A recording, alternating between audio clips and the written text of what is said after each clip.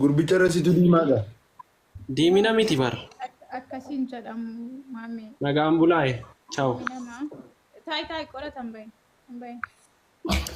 Jechuun qorataa ture diimaadha. Assalamu alaikum. Wal barsiisaa. Waalaikum salaam. Jirtu akkam? Nagumaa doktorii.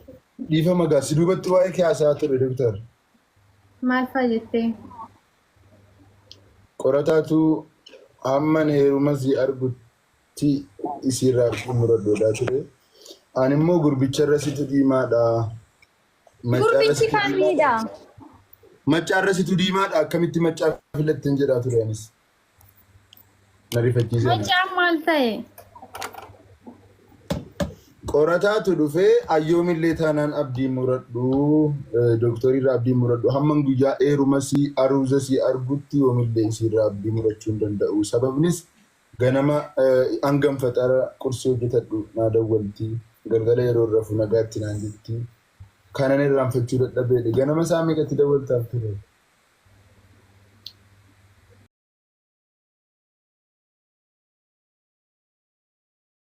Yeroo hundaan madawwalaaf sa'aatii qubsiisaa sa'aatii yeroo misaa isaa sa'aatii barbaata isaa.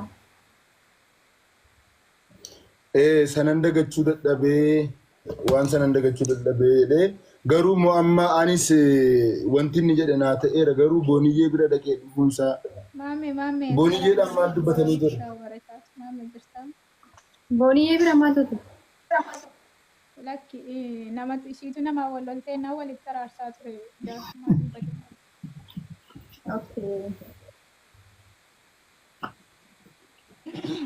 Akkasii jechuu kooti. Yaal tokko nagaa wal gaafadhaa. Mashaallah.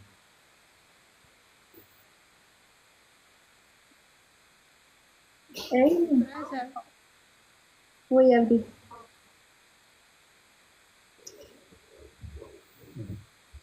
Dubbadhaa. Biiftuu. Assalamu alaikum warahmatullahi wabarakatuh. Biqiltuu.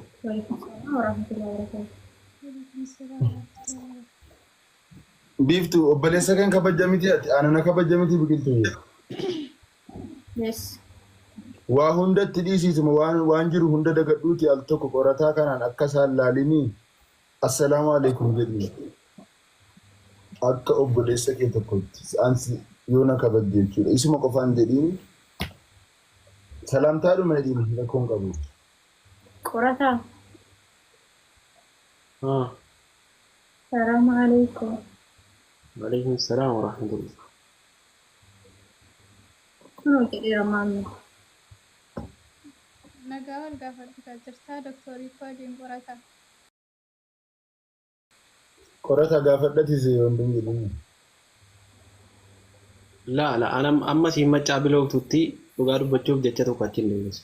Inni booda deebi'ama dura nageenya dursaa bara akka aadaa Oromootti ilmi namaa dura nagaa wal gaafata achi keetii waan yaada isaa waan dhimma isaa gara dhimma isaatti deema malee tu nageenya wal gaafata. Ambar dhaga'i ajaa'iba. Lubbuu dhaga'i an qorataan ajaa'iba natti ta'a dhugaa rabbii obboleessa kee illee ta'u biqiltuu qorataan ajaa'iba natti ta'a maaliif jennaan amma as taa'ee du'een dhabama malee yoomillee taanaan doktorii dhabuu hin danda'u sekondiidhaaf jechaa ture amma garuu isii yeroo arbulaa akka inni godhatu.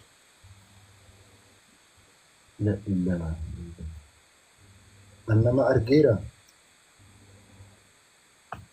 Waan siin galleetu jira beekaa. Doktor maccaan siif maali? Amma kanuma qofa naa gaafadhaa. Isii naa gaafadhaa. Maccaan siif maali? Waan maal akka walii ta'an gaafadhaati sana booddee walitti deebina. Isii gaaffii gaafadhaa. Ana qofa irratti hin xiyyeeffatin. Doktorii. Wayyaa. Yaada dhugaan badde waa'ee tokko. Waanuma haasaa maaruun naa galuu dhabee ergira na gabburaa raachisuun.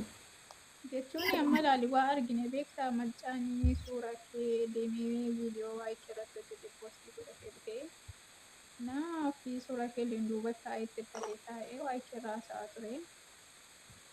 Ani illee isa waliin seenee xiqqoo haasofsiiseen jedhee.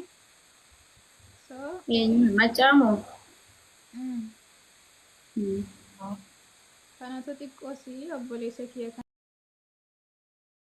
kana biraa tajaajilu jennaan walitti dhufeenyi isiidhaaf macaa gidduu jiru kun maali akkam akkamiin waan jedhu wayii yaada keessa galee beektaa?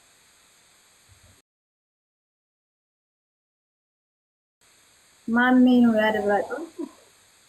Yaada biraan qabu obboleettii koo garuu wanta hubadhe yoo jiraate qorataan si jaallata. Amma qaamni isaa hurkutti si jaallata qorataan. Garuu immoo wanti adda baafachuu fedhee siifi qorataa walitti dhiyeenyu siifi macaa walitti dhiyeenyu keessan maali kan jedhu macaa waa'ee keerratti viidiyoo hojjetaa jedhamatti fakkaata. Walitti dhiyeenyu keessa kan macaa isa sodaachifnaan naa gaafadhaa jedhee waan kanarraa akka ibsa nuti barbaanne ture. Qorataan yaada biraa yookaan gaafii biraan qabda walumaa qabeessisaa deemuu deebisuuf. Jechuun isaa walitti dhufeenya biraa siin jedhaan jiru isaanitti ani maal. Isaan inni suuraa kee irra godhatee leengadda kaleessa wajjin jirtu saatii dheeraa wajjin turtanii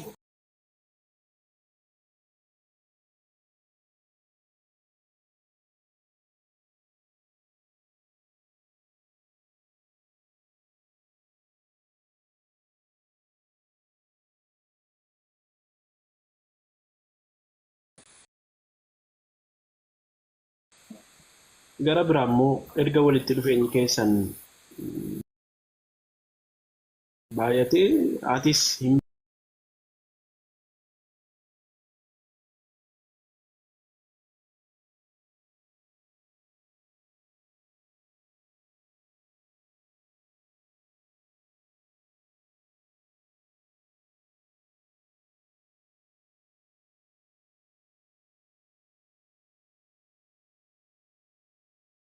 wanta biraa haasaa jiru gaafa sana.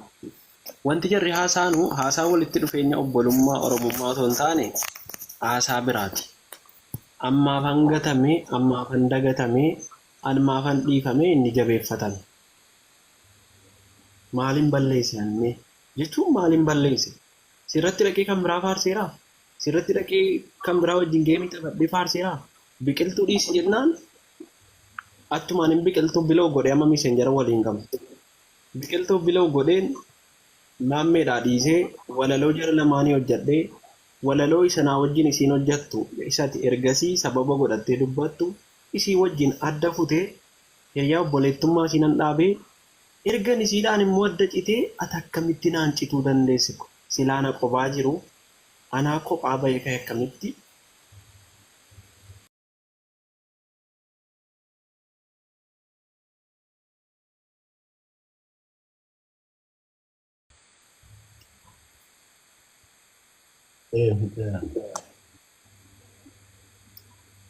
Isin sadiinuu gaafii xumuratanii jirtanii deebiin irra eegaartan jechuudha.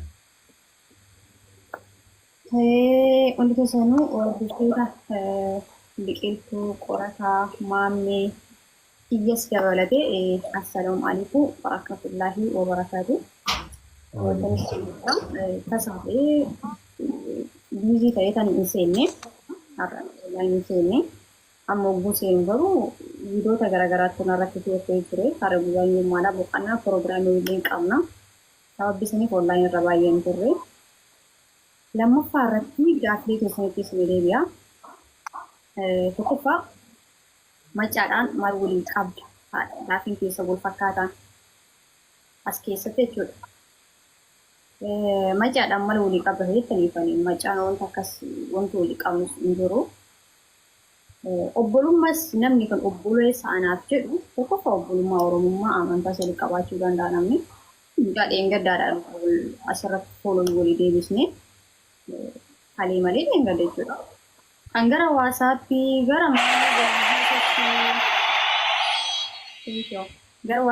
gara waasaa maaliin gara keessa waliinaa sooftii namni jedhee asirratti oofu waasaatti yanabbee kamoo isin beekaa hariiroon aniif mucichi walii qabnu guutumaan guututti wanti tokko hin jiru. Ammoo TikTok seenu screenshot godhanii kan inni background suuraa kiyya kaawwatee liivii ittiin seenee jiru namoota hedduu waliin kan taphataa walii warra guyyaa guutuu background ishee duuba kaawwatee jira. Wayi qaxxayee background naa godhadhu hin jennee fedha ofii godhatee namni fedha isaatiin bilbila ofii keessaa baasee waan kana godhe maaf hin dandeessu bilbila harkaa qabaattee bituun ergitu. Lammaffaa irratti viidiyoo illee irratti akka hojjetee rukshirna irratti godhanii viidicha illee amma argaan jira. Hogguma maseen kana argaan jira. Kolfeetu waan bira darbee kun sababaa biraa fakkaata. Kun sababaa biraa fakkaata malee akka ani fi dhugaa dubbachuuf qoratan dhibbaan dhibbatti akka ani fincichi sunis isaa miti mucaasanii miti jechuudha. Isaa miti otoo kan isaa oliitu nama akka miti ta'e akka rileeshinii kan qabne 100% kun beekamu jechuudha qorataan. Otoo beeku haasa sirriitti beekan akka inni mucaa hariiroo walitti hin qabne kaleessa kiis gootee jedhe. Isiin isa kiis godhe wayitu hin jiru dhugaa dubbachuuf nama afurii teessanii akkanatti walitti haasoftu nama afurii teessanii yeroo isin haasoftanii achii siifuun bilbilaan nu takataakalaa turte. Siifuu argaan turte. Kazaan mucaan asii haasa'uma mucaan sun haasa'u anaan galu dhugaa dubbachuuf. Waa haasa'a inni asii an dammoo jara dhageeffadha bilbila kiyyaan. Jechicha isa irra dhaabataniiti. Ani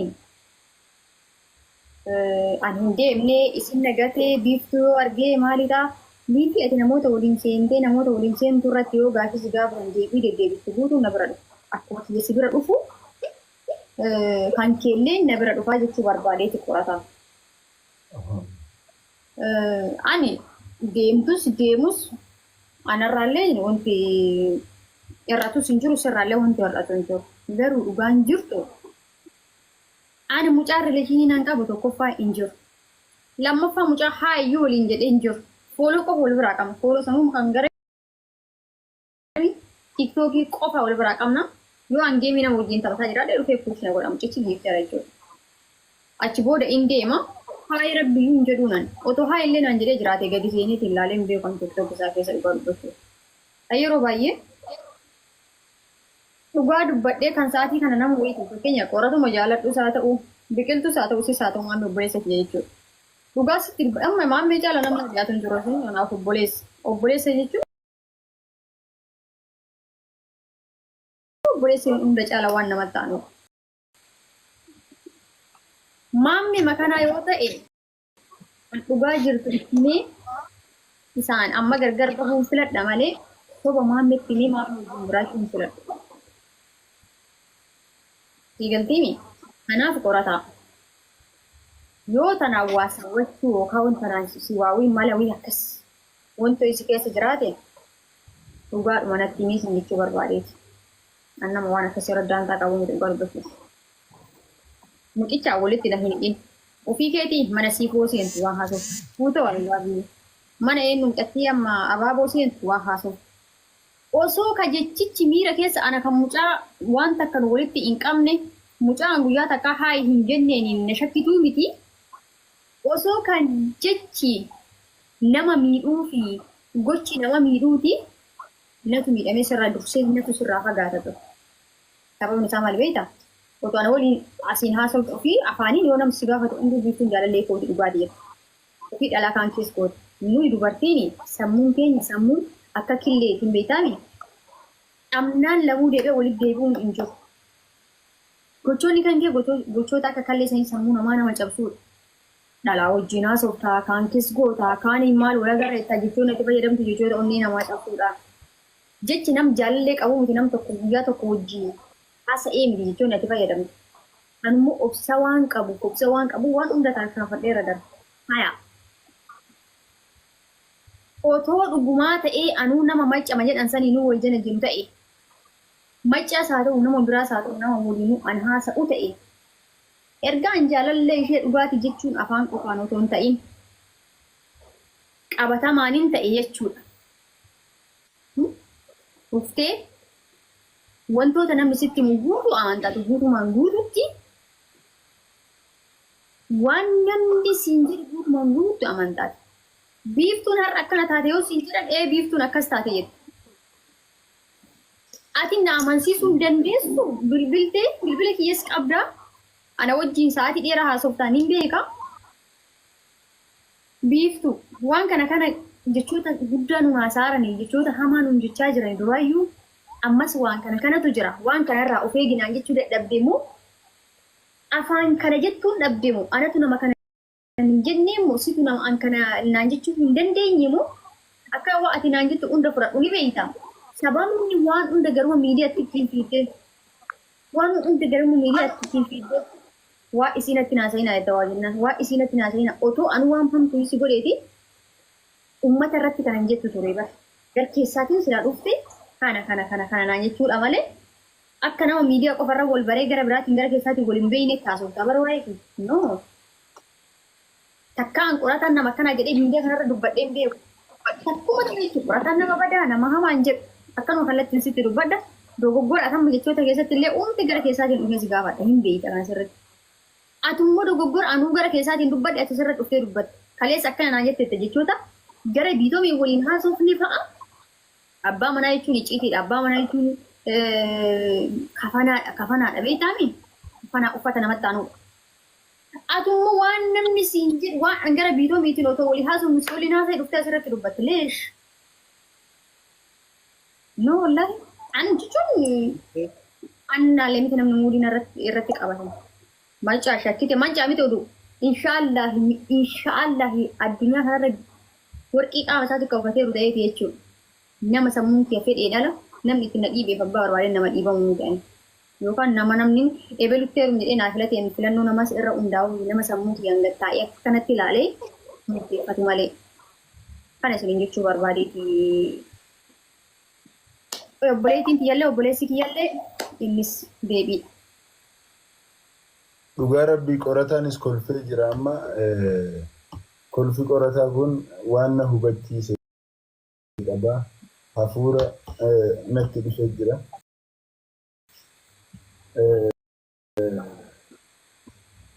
Qorataan amma hubatee jira deebisii irraa waan hubate qaba amma kolfa isaa kana yeroo hubadhutti qorata akkam jettaati? Mee amma akkam jetta gaa? Aan dhugaa dubbachuufi Umeera barreeffama. Ammas maankaadhaan walitti dhufeenya wayii qabu sii galee wanta biraa wanta itti dallane tokko hin jiru. Sila ana afaan Amaariffa beekuuti wayi Arabii wayi Amaariffa wayi Sumaaliffa afaan inni danda'u itti maa eegaa afaan abbaa kiyyaa abbaan afaan haadha kiyyaa afaan ani ittiin dhaladhe itti galuu dide. Abbo ani mucicha rileeshini takka waliin qabu. Kaleessa foloo wal goone jettee bar foloo iyyuu kaleessa mudeen gadda wal goone. Wallahi foloo isaa deeggartee siree sanuu haadha faatee jalaan natti dhufe amma osoo natti ergateen seenu mucichi namara seenuu hin danda'u. Kana achi maal barbaadde qorataa si jammarratti yoo waan biraa barbaadde malee. Bakka obboleettii kootii bu'eensi dubbata wallahi. Ati waa'ee obboleettii dhugaa dubbachuuf kan nu facaasaa jiru tokko sii bar. Waa'ee obboleettii jedhu dhiisi. Waa'ee obbolummaa minaamanii dhiisi. An nama tokko itti namanu dooktoriitti. Nama tokko walumaa gala wantan siin Sinummaa wal ta'a madara konkolu. Ilaa dhaggeeffadha. An akkuman sila isinitti hime yoon du'eyyuu qaama kootiin isiidhaan adda ba'usi jaalala si yaada sii fudheen du'a yoon du'es. Sii galee wanti isiidhaan adda na baasu qaama koo jechuun du'a. Yaada kootiif isii wanta adda baasu hin jiru. Yaadni koo yaadni sii wal faana du'a. Yoo du'e illee adda ba'een du'a. Kanaafi ammas waa biraa sitti dallanuun qabu tokko erga gaafasiitii na cuftee na cufuu qofa miti isa biratti yeroon gara tiiktookii dhufu isuma birattiin si argaa yeroo ati buute illee inni yeroo ati isa biraa deemte suuraa kee of bira kaa'ee baakgiraawundii godhatee kiistoodhaa jaarsan erga minaamii akka jechuun waliigaltee akka nama waliigalee guyyaanii kaafee qabatee jiruutti haasa'a nama kanan beektaa. Ofirraa dhaabsisuu dandeessaa yoo walitti dhufeenya biraan hin qabdan ta'e. Akkas hin godhin hin bareedu jechuu dandeessa. Ana ma fakkeenya warra suuraa akka akkas godhee itti fayyadamu akkuma illee gadda ba'ee viidiyoo dubbadhe. An miidiyaa biraa akka hin qabne miidiyaa tokkitti akka hin qabu namni wanta kana mul'ate na laallatu jedhee akkuma dubbadhe adii sol baatee nama kana walitti dhufeenya hin qabu yookaan keessaan natti himu. Waa tokko natti isin himne jechumaan isa duuka calaa itti bara. Hin barbaada siin dawwalan jiru. Isa duuka baddee jedha malee dubbii kan kee keessatti isa duuka baddee jedha. Siila kaameeraa narratti aan Dubaay jira mucaa bakka inni jiru beeku Itoophiyaa jiraatee Dubaay jiraatee Saa'udii jiraatee bakka mucaan sun dura bu'aa irraa beeku qabu. Na argaartamoo eessaan isa duukaa bade an jireenyi kiyyaa hunda balleessitee kiyyaafuu miila kee lafarra oofaa fiigaa ol abbaa ta'an sa'aatii nama waliin badu sa'aatii nama waliin ungulufu hin qabu. Okay. Amma karaa gabaabaa.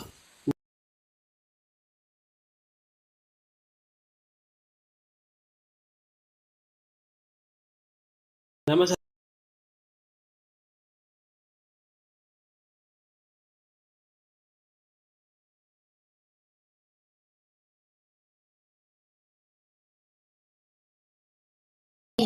Goote anillee macaa biloogo.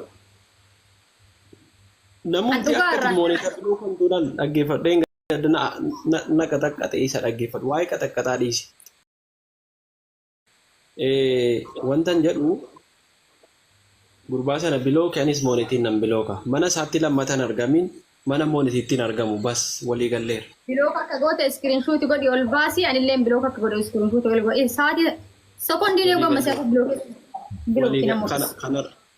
Amma bilbila biraarran jiru garuu nan bilooka. Bilookte nan mul'isa bilookee si mul'isa. Bakka. Bilooke. Waan hin godhan jedhu si jammarra ni numa godha. Tah. Bilooke. Yaada quubsaa dhaqa. rakkoon qabu. Jiga bilookne sa'aatii olii qabni. Argitu nama wal taasisuu. Wanti guddaa wal ta'udha. Yalla bilooke amma bilooka.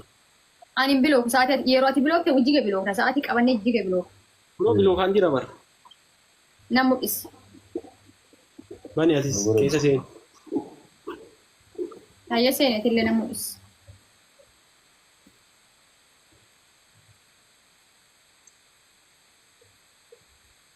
Seeni qaba.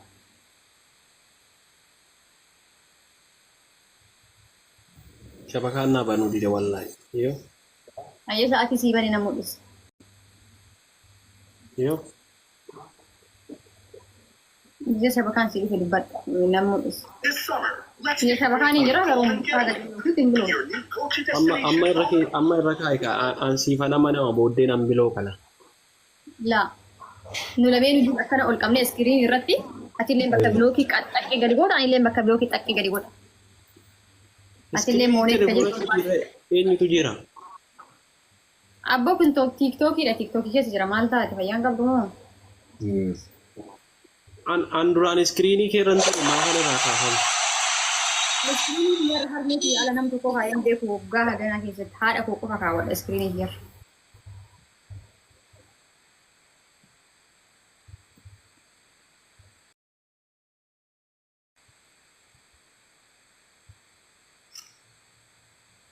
Aboo afaan wali qabata. Manni bishaan olina use waggaa namni use manni midhaan bishaan olina eessatti hin dubbadda.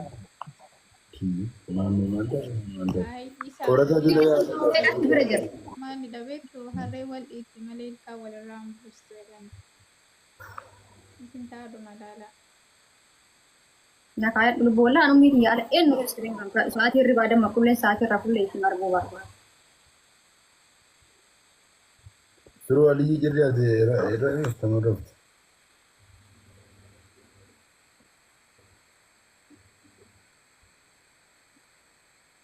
Qorataa.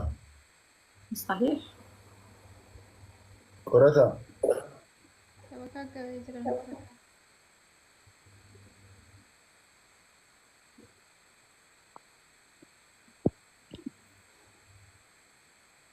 Doktor. Wayye lubbo.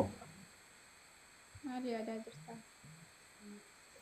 Maal yaada habibti uummanni mataa kiyyana nyaatanii barraanii dhugaa dubbachuu waan asirraa uummanni walii lafaa wal dhiitee haasa'ee illee gastii namaatti nama ergate waliin haasa'u kana an quba takka hin qabu hin seenu tiktokii baasee torbaan kana baaxaami biizii turee jira.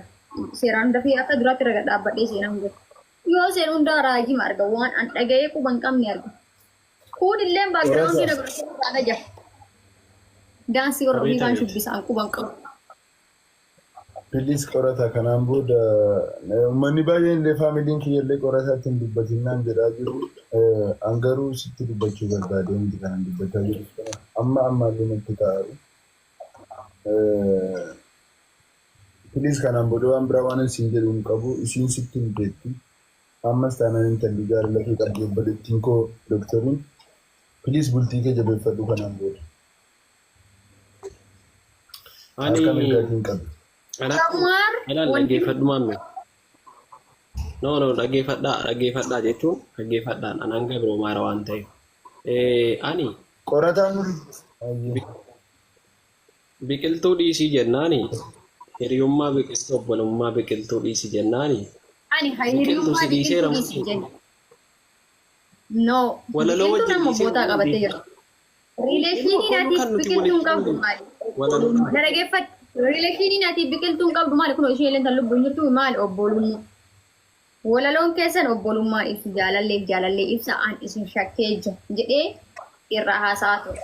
Wanti sun deemee walakkaa irratti walaloo maqicha jijjiiruu irra dhufu achii ka'ee isheenis bootaa ofii qabatte amma kan isii qulqulleessee jira. Already dubbicha isiinis iddoo qabattee waan dhugaa jiru hundaa argee bakka kan ishee irraa deebi'ee jira.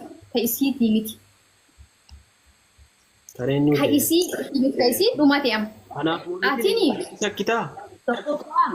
Akka aadaa keenyaatti illee na dhaggeeffadhu Habiibi. Bultii ofii kan jibeeffatu haadha warraa osoo hin waan abbaa warraa fakkeenya mana keenya keessa abbaa kan kootti hoogan. Okay?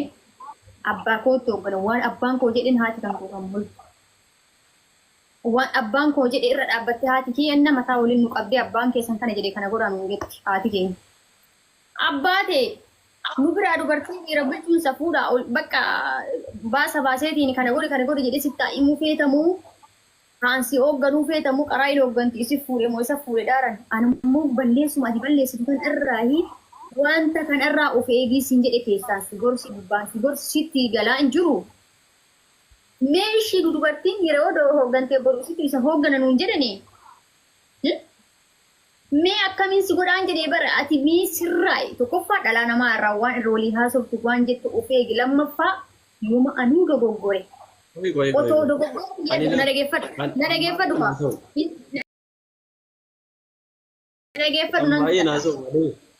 Na dhaggeeffadhu qorataa. Yoo anuu dogoggore otoo dogoggore keenatti beektu jechuudha. Osoo akka an balleessaaru beektu. Osoo akka waan gaarii godhaa hin jirre beektu narra dhaabbattee diini. Waan gaarii godhaatte jettee narra dhaabatin. Dogoggora keetii kana sirreeffadhu jedhi naan lolu. Sababni isaa maali beekta?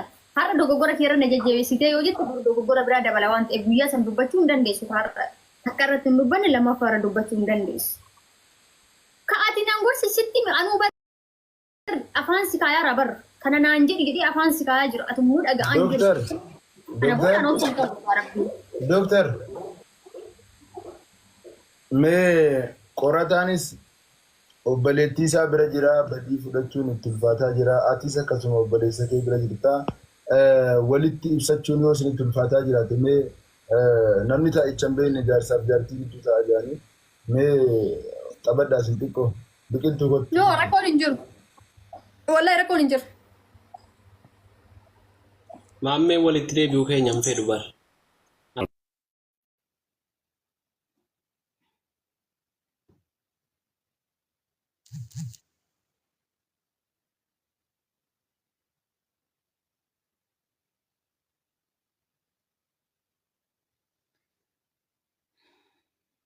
Dhugaa dubbachuu fi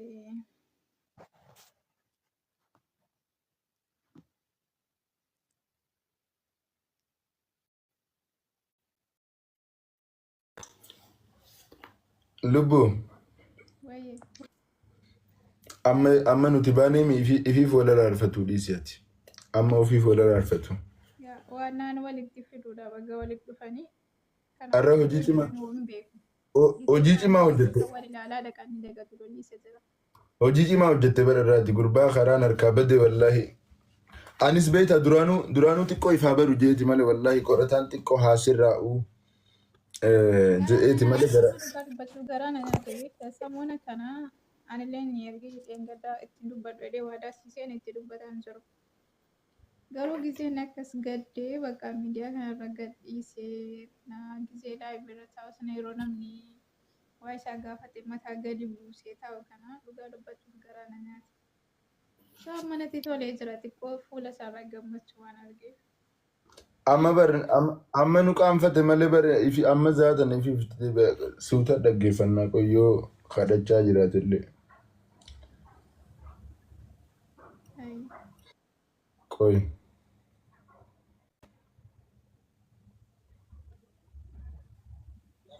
Si godhe sadii haadha manaa si godhe si galee afur gorsituu foon si godhe si galee nama hundarraa yoo cite garuu yeroo laayivii yeroo keessa naannaa tokko akka laayivii hin deemne dubbatti akkanaan alaa dhiira biraan seene. Wallahi bakka duraanuu nutu rabbashaa ture jechuudha. Wanti nu duraanuu numatu rabbashaa ture malee laala akkanitti dubbachuu ture. Bara gara keessaatiin akka baanudha jedhe.